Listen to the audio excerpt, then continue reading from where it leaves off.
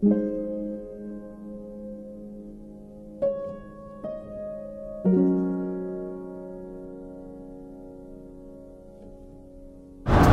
would say that for many people, it's really complicated to talk about the issue of race.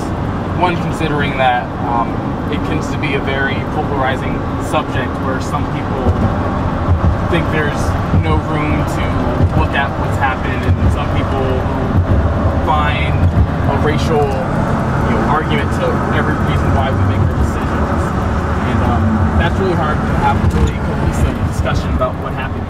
But just to know that within the past 100 years, Black people couldn't even be here is just huge.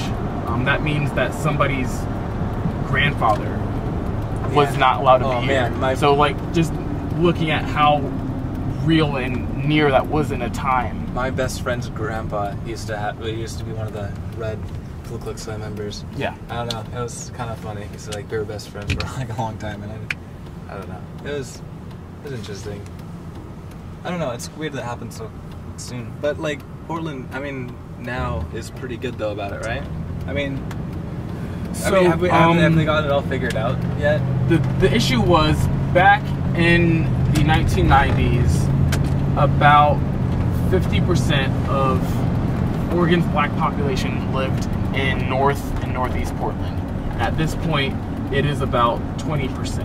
And this wasn't people deciding that they were going to, visit family or go overseas. This was people who had no choice but to sell their home. Either their home got burned down or development happened right next to their home, which made it no longer affordable. Yeah.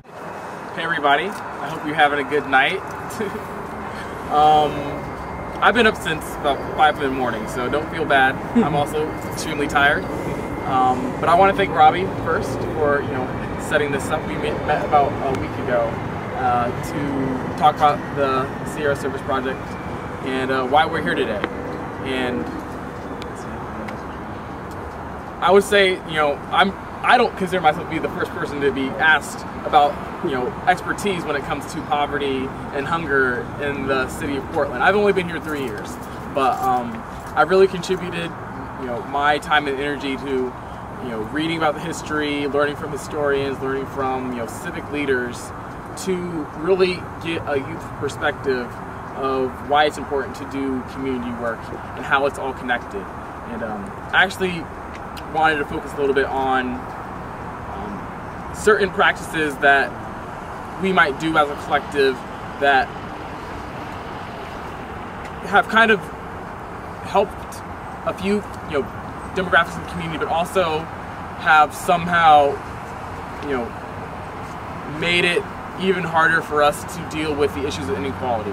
And I really like to point that kind of thought process when talking about the issue of race, because the city of Portland and the state of Oregon actually have a really extensive history when it talks about the way people of color, especially blacks, Latinos, and the Chinese, were treated back in the day. There were exclusion laws both for the Chinese and both for African Americans, which lasted for over 100 years.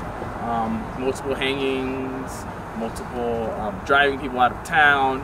Actually, half of Portland was burned down one time because somebody set a fire in Chinatown, which spread to the entire city. And so there's been a lot of hate that's really just made it harder for people to live because there's been collateral damage. And we're actually here at the site of what used to be the second biggest city in the state of Oregon. And it was called Vanport because it was in between Vancouver, Washington, and Portland. And it actually started in the 1940s when the United States was in World War II. And they were building ships in the Kaiser shipyards to take them to war. And a flood came in because Vanport actually is a floodplain, and the levees were broke. And so you had this great community of working class people. It was about 50% African American, 50% white. They had integration. It was the only area that was integrated in the entire state. And after a few hours, it was just completely gone. And that's kind of what is here now. It's paved over. I thought there was a memorial here, but apparently you can't learn too much about the history without going online. So across from here is Delta Park, and we also have a light rail line. And mostly people look at this for now for entertainment, and it's really unfortunate because there was a lot of great opportunity that was here. Actually, our biggest university, Portland, was located here, and it was lost in the Vanport Flood. And fortunately, they were able to relocate into the center downtown. But it kind of just shows how this was really where the conscience of the entire state was located. So I think this is actually all I have for the first stop. If anybody has any questions. Would it be too interactive to go up there? No, you can totally go up there and check out the maps. Oh, okay, cool. Yeah. That's all right. Yeah, go ahead. If you guys want to meet back here in 10 minutes, we'll head on to the next spot. So go ahead and walk up if you want to. Thanks, guys. Take a look around. We used to have a trolley system that went out of date because at first cars were super expensive, and so they had to have public transportation that they used. But then cars got really inexpensive, and they just got rid of trolleys, so they were pointless. And then what happened was the federal government, I believe this was Nixon, who was his transportation bureau was trying to build a Mount Hood freeway, and the people in Portland just would not have it because it was going to displace a lot of people. It was going to take up a big street and pull up a bunch of different parks and homes and create congestion in basically the artery of the city. And so there were protests, a lot of people got arrested, a lot of direct action, and the plan actually got canceled. And so the mayor at the time, his name was Neil Goldschmidt, which he's kind of infamous at this point. He decided that there was something that needed to be done. There was all this federal funding on the table, and nobody knew what was going to happen to it if we didn't build something.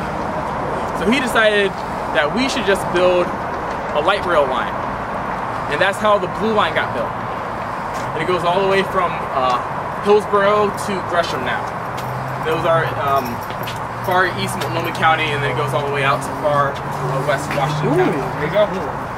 Here's Vanport. That is one of the coolest things I've seen in my entire life. Yeah, that's really cool though. Hey, where's Jay? Dan, get down there. I want to take a picture of you. What can I do for you? Just get down and go like that. Yeah, I thought I moved to Portland had one of the oldest light rails in the country. Yeah. Oh. This is the Awesome. remnant of Vanport right here. It's one small block. So it goes all the way down here. Yes, this is the max. This right here. The white over here. This is the old. This is Vanport. The streets. The blue is buildings and stuff. The yellow part is the racetrack. So it's like a just some. Yeah, that's Portland International Raceway. Oh, I see there. So building the currents. Just like this light. Those are the old streets of Vanport, the city streets. Okay. We got this out. This is Vanport before we got wiped out. Yes. This is what's left. Is what it looks like. This is right? So there's nothing left of Vanport. Right. Except Apparently, this map is the only thing that is depicting. There's a map. Found it. Yes. okay. It was hidden. There's a lot of good pictures of the incident, and I figured there would be at least one around here. There's not. It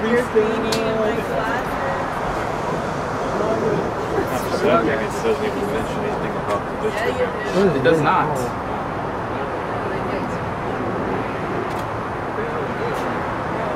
That's another big challenge. You can't really find this information without looking for it. You have to look hard, even if you know it's there. Yeah, I never heard.